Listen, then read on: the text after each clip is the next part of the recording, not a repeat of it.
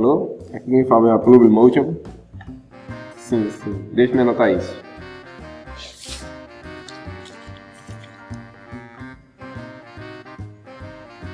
Certo. Seu nome é?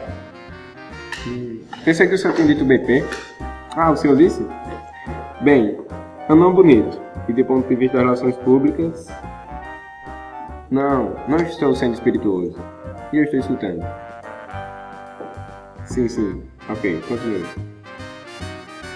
O senhor acaba de deixar o exército e quer formar seu próprio exército de tropas? É isto alguma espécie de organização de mercenários? Bem, o senhor falou tropas. Vi lobinhos e escoteiros. Mas o senhor mencionou tropas. Ok. O senhor está rodeado de garotos, e eles usaram chapéus de copas pontudas, usaram lenços de pescoço, portaram bastões de madeira. E usaram o que mais? Distintivos? Só letriz. D, I, S, T, I, M, T, I, V, O, S. Ok. Diga-me, o senhor está brincando comigo? Não é dia 1º de abril. Ok, mantenha o seu distintivo. Eles saberão tudo a respeito da vida ao ar livre e sobre acampamento de trilhas. Não vejo como isso seja particularmente útil na cidade. Sim, eu entendo o seu ponto de vista. Por certo. Alguns locais cobertos de grama e mato na maioria da cidade, certo? Mas com sinceridade, pode o senhor esperar que jovens entrem nessa espécie de brincadeira? O senhor pode. Certo. O que é isso? Algum dia haverá milhões deles em praticamente todos os países do mundo? Não nos seus processos também.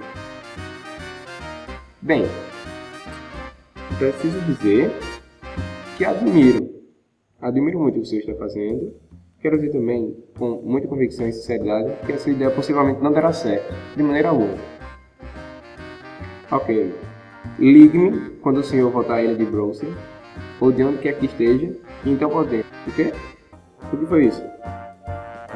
Ok. E tudo de bom para o senhor também.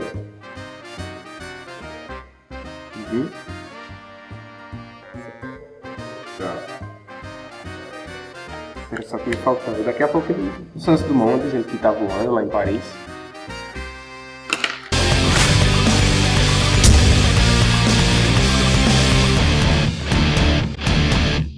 Olá pessoal, o canal Palavras de Escoteiro fez uma viagem ao tempo para que você entendesse por que o escotismo virou uma instituição mundial. Isso mesmo, como é que a ideia de um militar aposentado chegaria tão longe em quase todos os países do mundo e em tão pouco tempo? E naquela época nem existia internet, né? Pois é, a primeira característica desse sucesso repentino foi porque o escotismo nasceu na Inglaterra. Inglaterra? O que tem a ver? Tudo a ver. Pessoa desinformada. Em 1907, a Inglaterra era um grande império colonial, que também produzia a maior parte das coisas consumidas pelas pessoas. Das coisas daquela época, sabe? Como Sherlock Holmes, Drácula, Revolução Industrial e outras paradas aí. Agora eu entendi. Uma ideia boa que se espalhasse, se tornasse popular ali na Inglaterra, logo se espalharia pelos outros países que ela tinha influência também, como suas colônias ou países que eles tivessem relações comerciais, provavelmente, né? O marco inicial foi a publicação do livro Scouts for Boys, que é o escotismo para rapazes, que foi em 1908. Aí nessa época já haviam escoteiros em várias partes da Europa Ocidental e também em algumas colônias britânicas mais antigas, como Canadá, Austrália e Nova Zelândia. E em 1910 o escotismo chega aqui no Brasil, no Chile, na Argentina e nos Estados Unidos. Mas VP, ele não queria todo esse sucesso. Ele queria implantar um formato britânico ao escotismo, como instituição nacional. Por isso, ele fundou a Associação dos Escoteiros no seu país e, inicialmente, criou um pequeno grupo de contato com escoteiros estrangeiros. Mas aí já era tarde. Em 1911, o BP se deu conta de como o movimento havia se espalhado. Já haviam mais de 190 mil inscritos como escoteiros no Reino Unido. Isso é muita gente. Aí o rei Eduardo VII falou: não, se afaste do exército e se dedique somente ao movimento escoteiro. E foi o que ele fez. Mas a pressão aumentou. Haviam crianças querendo entrar dentro dos grupos escoteiros e as mulheres também.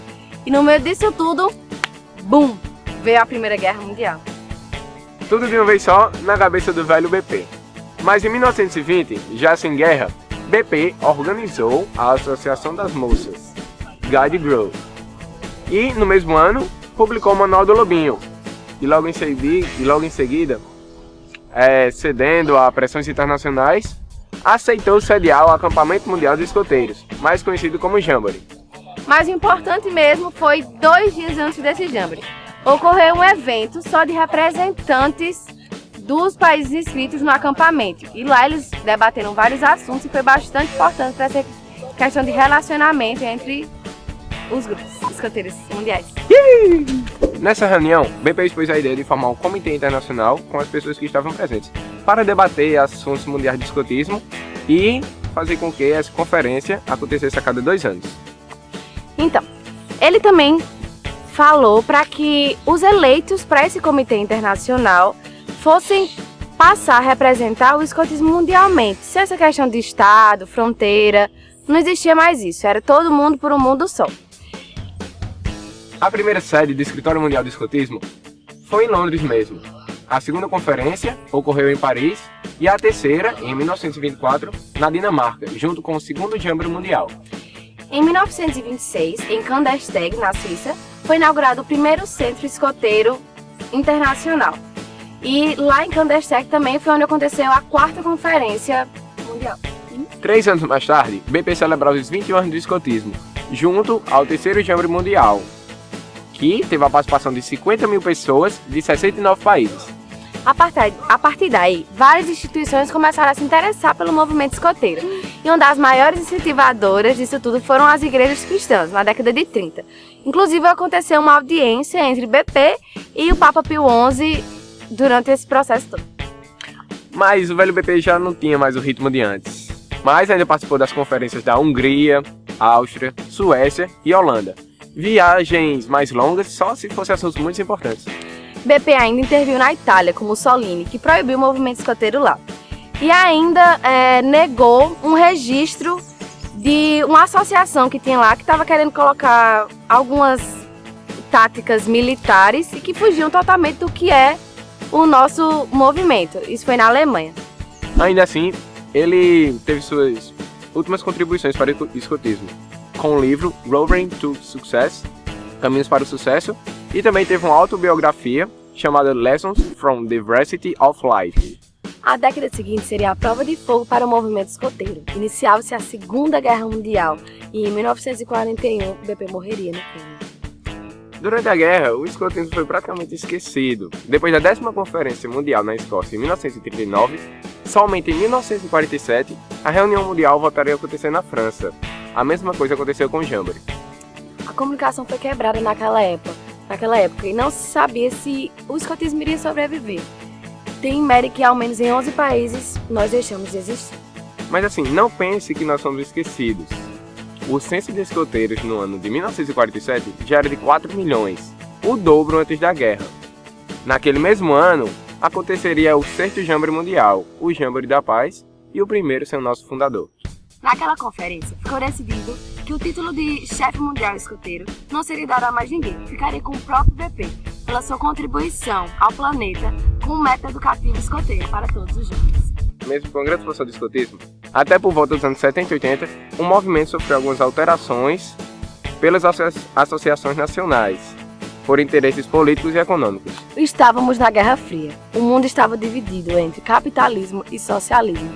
E muitas dessas reações por entre os países estavam transformando os métodos do movimento escoteiro e transformando os jovens em um tipo de mini exército, preparando-os para uma guerra iminente. Os principais motivos das conferências mundiais era adequar o movimento escoteiro aos costumes nacionais, sem perder a essência que o nosso fundador deixou. Até aqui no Brasil, o movimento passou por uma fase de descaracterização e militarização, o que foi sendo reduzido aos poucos, mas esse modo escoteiro ficou até a década de 90. Ainda bem que acabou agora. Em 1959, o Escritório Mundial do Escotismo mudou-se para Ottawa, no Canadá. E em 1960... Ottawa. Ottawa. Em 1959, o Escritório Mundial do Escotismo mudou-se para Ottawa, no Canadá. E em 1968, foi transferido para Genebra, na Suíça, onde situa-se até hoje. Graças a Deus, o movimento se espalhou por todos os lugares e hoje só não existimos em 6 países. A estrutura da instituição decidiu dividir os países em blocos regionais. São chamados de regiões escoteiras. São elas, a africana, com 3 cidades-sedes. Cabo, na África do Sul, Dakar, no Senegal e Nairobi, no Quênia. E a região Ásia-Pacífico fica na Manila, nas Filipinas. A região árabe, com sede no Cairo, no Egito, que engloba todos os países de religião muçulmana. E também a região Eurásia, que tem sede no Mossovo, na Rússia, e também na Yalta Gurzu, que é na Ucrânia. A região europeia, com sedes na Genebra, Suíça e em Bruxelas, que fica na Bélgica. E a nossa, que é interamericana, já teve sede em Santiago, no Chile, mas em 2009 mudou-se para o Panamá. As conferências mundiais agora, elas acontecem de 3 em 3 anos. Nós tivemos uma sediada aqui no Brasil em 2011, foi em Curitiba. Aí a última, que foi ano passado, foi na Eslovênia, e nós teremos em 2017 a próxima, que vai ser no Azerbaijão. Além das conferências mundiais, a Organização Mundial do Movimento Escoteiro, a WOSM, da sigla em inglês, é responsável por outras atividades para os jovens. São elas o Fórum Mundial de Jovens, que ocorre paralelas às conferências mundiais. Existem também os MUTs, que são atividades para os jovens líderes e pioneiros. O último aqui aconteceu em 2013, no Canadá, e o próximo será em 2017, na Islândia. E nós temos o maior evento do mundo escoteiro, o Jamboree Mundial. O último ocorreu na Suécia, com mais de 40 mil pessoas de 186 países diferentes. Este ano será em Yamaguchi, no Japão. Mas sobre isso, nós teremos um episódio específico de quadros durante o evento, aqui no Palavra de Escoteiro. Isso aí, podem esperar. É isso aí, galera. Nós somos a maior instituição de jovens de todo o planeta. Somos mais de 32 milhões de pessoas usando esses lencinhos fofinhos. Somos pessoas diferentes das demais, que pensam em fazer o bem e agem para construir um mundo melhor e ainda se divertem muito com isso. Em 2023, pretendemos ser mais de 100 milhões de escoteiros em todo o mundo. Então, o que é que você tá fazendo aí? Daqui a pouco vai ficar fora de moda não ser escoteiro.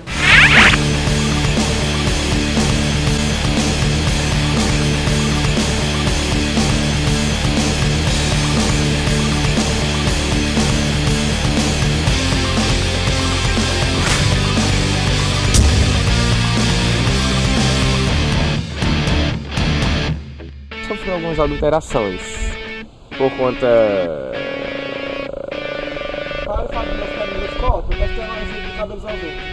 Vai, eu vou... Adulterações. Então é isso, galera. Somos a maior instituição, é sério, do mundo. Tá. Mas tu não Eu sabe, não sabia, eu juro que eu não sério? sabia.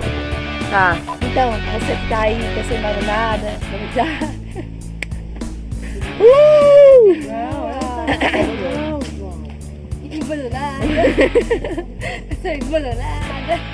Mas já era tarde. BP, em 1911, tinha percebido que o movimento ia espalhar por todo mundo.